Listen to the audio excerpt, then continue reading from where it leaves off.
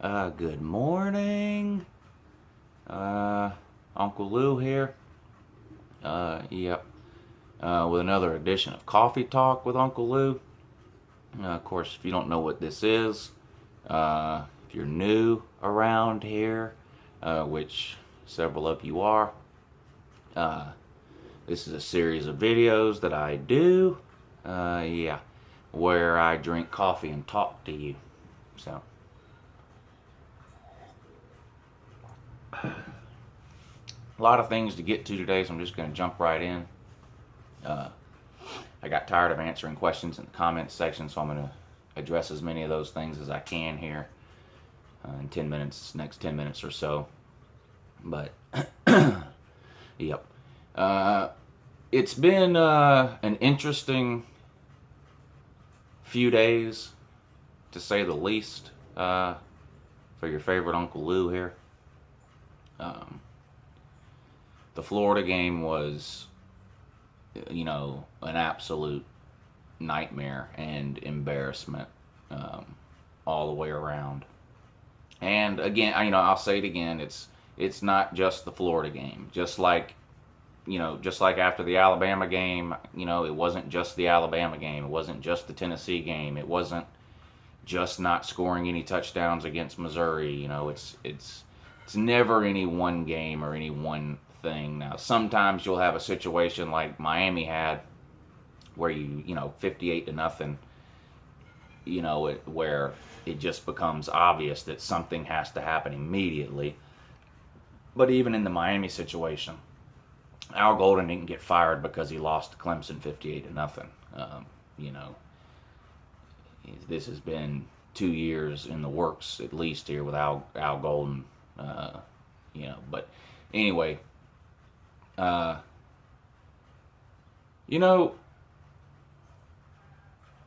thing with Georgia, I'm hearing from a lot of fans of other teams who, Georgia would be crazy to get rid of Mark Richt. He wins 9-10 games a year. He does this, he does that. I understand all that. And, there's been people that have been wanting Mark Richt gone since 2008.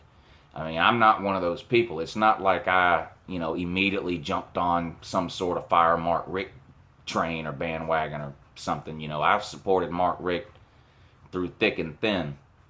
I've been one of his loudest and most vocal supporters. I've argued with Georgia fans who wanted him fired as recently as last season, stating my case to keep him. So believe me, I understand the argument on both sides of the issue. But, like I've said, it's just my opinion, me personally. I think it's time to go in a different direction, whatever that means. It's a risk I'm willing to take. I completely understand that changing coaches can lead to crippling results, because we've seen that in a couple of different places, at a couple of different schools. Tennessee being the most obvious. Everybody knows what happened there, but it's happened other places too. But you have to remember, just as many times as that happens, something like what happened at Tennessee, where you go on a 6 or 7 year slide, just as often as something like that happens, a change is made that results in a home run. How long was Saban at Alabama before he won a national title? 2 years. I could go on. Jimbo Fisher won at Florida State. Didn't take him 15 years. Change is not always a bad thing. It can be a positive thing. It's a risk. There are no guarantees. It doesn't matter who we hire. That brings me to the next issue. Everybody wants to know who Uncle Lou wants us to hire. Look, it doesn't matter who I want us to hire. Whoever Georgia hires is going to have Uncle Lou's support 100% from day one. Now, obviously, what happens in the time period after the guy is hired will determine what happens from there. But, I'm not going to put myself in a position where I'm naming 2 or 3 coaches that I want, and then if one of those 2 or 3 coaches isn't hired, then I'm in a position where you know, uh, people expect me to not like the new coach or something like that. As far as a list of names, I don't have anything to add to that conversation that you can't find from a Google search. I mean, I could run through a list of names, but they're the same names that are mentioned for every head coaching position, major head coaching position that's open right now. You got Virginia Tech, you got South Carolina, you got Southern Cal, Maryland, I believe, and Miami. Or are the biggest ones I can think of right now. There may be more by the time the season ends, but right now those seem to be, the biggest ones. And so it's the same names you always hear. The Memphis coach, the Houston coach. I like Utah's coach. I like Kirby Smart. I'm not real sure yet how I feel about us going with a defensive head coach. I've always tended to lean more towards offensive-minded coaches. I don't really know why. Saban's a defensive coach, and he definitely gets it done at Alabama. But I don't know. I've always tended to lean more towards offensive-minded coaches. But Kirby Smart, would definitely be a good fit at Georgia. Of course, he played there. He's been in the coaching in the Southeastern Conference forever. He's a great recruiter. He knows the area. So there are some obvious benefits to the Kirby Smart crowd. If I had to pick one name that I've heard, which completely shocked me, and I really hope this doesn't end up happening, Jimbo Fisher's name has popped up. Now, first of all, I don't, as much as I've ragged on Florida State over the last couple of years, I don't really understand why he would want to leave Florida State to come to Georgia. But for whatever reason, his name is popping up. He does have some personal problems in Tallahassee right now. I'm not going to get into what those are right now. You can figure it out with a simple Google search if you really want to. So he's got some things going on down there, and he has expressed interest in the past as Georgia being a place he would like to coach. Of course, he's since won national titles at Florida, and let's face it, and I'm not trash talking, but the ACC is a much easier conference to win in than the SEC. That's just the way it is. Now that could flip-flop, at some point down the road, but that's just the way it is right now. The ACC is a weaker conference right now than the SEC, so I'm not sure that's going to happen, but that's sort of the one surprise name that I'm hearing. But the next thing I want to address is I'm starting to hear some Georgia fans that want us to lose some or all of these next 4 games. And I've heard fans of other teams in the past that had a coach they wanted fired who have basically rooted against their team. I'm not going to tell you that's the right or the wrong thing to do. That's not my place. Personally, I can't root for Georgia to lose. I just can't do it. When we kick off against Kentucky Saturday at noon, I think it is, I'm going to be rooting just as hard for the Dogs as I always am. I can't pull for us to lose. I just can't do it. Again, if you're a Georgia fan and you're one of those people who are of the mindset that you want us to lose the games to force the administration to do something with Richt, I understand that. I can't do that personally. I can't root against the Dogs. I just can't do it. So I will be rooting and pulling for the Dogs to win like I always do. I said it in a video a few days ago or whatever, but you can support your team and want a coaching change at the same time. And this idea that if you don't support the coach, you're not a real fan, it's just a ridiculous idea.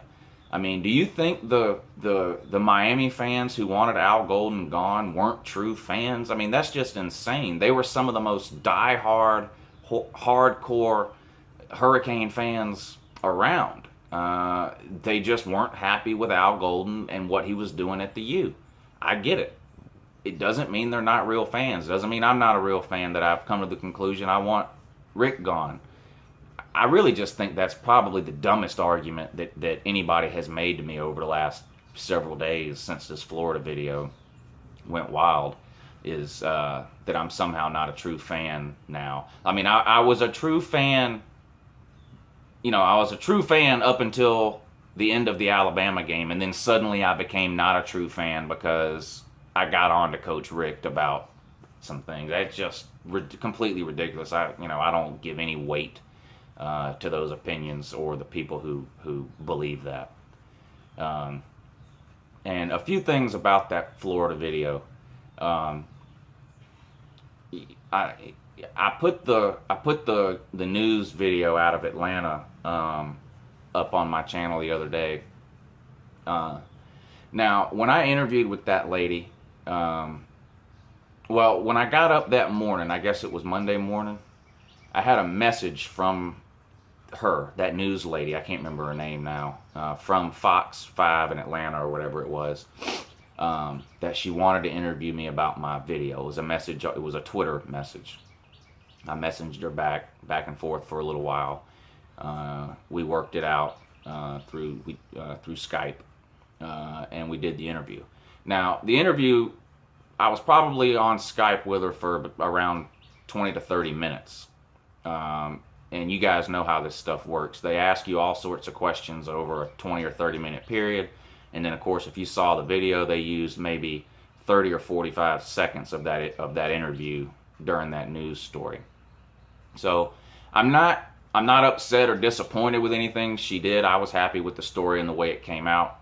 But I wish it could have been more time on that particular story for them to include a few of the other things I said. For example, one of the first questions she asked me was, how or why I got started making videos about the University of Georgia. And I talked for probably 5 or 6 minutes about the TTC. And I was really hoping they would put at least some of that on there, where I was mentioning the TTC and talking about the TTC. Basically I said it's a group of, several hundred people on YouTube. It's like a YouTube community full of college fans, NFL fans, basketball fans, whatever, and I told her, I said, these are some of the most, diehard, loyal, fanatical fans, you'll ever see. And I talked about, how I got started in it, how I found it, or how it found me. And I wish they would have included some of that in there, but, I get it. They probably told her she only had 2 minutes or whatever for the story, and she cut it up or chopped it up the way she did, and it is what it is there. So, now, I don't know where else my video has been played. I know it was on some Facebook sites and things like that. I did get a lot of emails from different news organizations and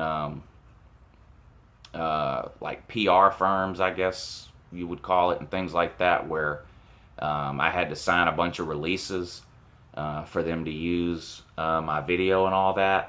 I don't know if any of those places that I signed have used it or not. If you guys see it anywhere, let me know. I signed releases for Yahoo, ABC, New York Times, Washington Post, the Wall Street Journal, which I thought was hilarious. I don't know why in the world the Wall Street Journal would care at all about anything Uncle Lou has to say is beyond me. But so if y'all see that video or anything anywhere else, let me know. Yeah. Anyway, that's about it. I can't think of anything else right now, but anyway, y'all take it easy. Have a great day and a good morning.